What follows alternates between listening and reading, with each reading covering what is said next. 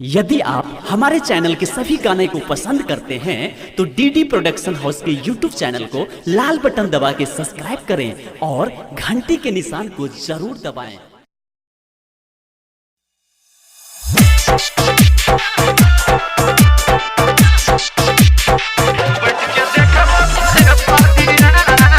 Presented by DD Production House, Sakri. DJ Ajay,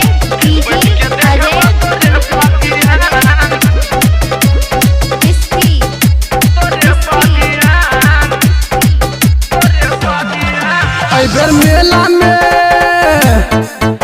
बेर मेला में खोलबो चाही के दुकान, बैठ के देखबो तोरे गे जान, हम खैनी में चूना लगेबो गे जान, बैठ के देबो तोरे पधयान, चाहे हमर दूध हो जेतै जियान, बैठ के देखबो तोरे पधियान।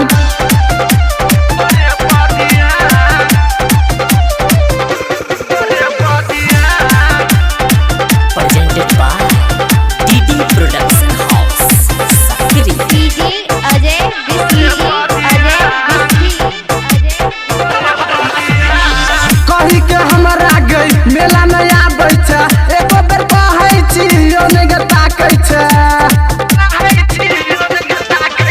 कही के हमरा गई मेला नया बैठा, तोरा हम कहै छियो एको बेर ताकै छै।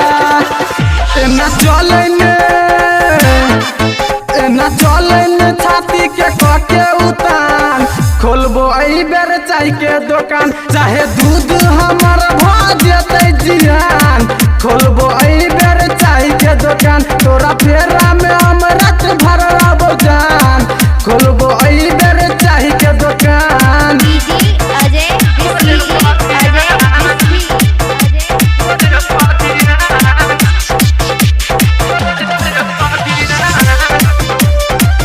Presented by DD Production House, Sakri.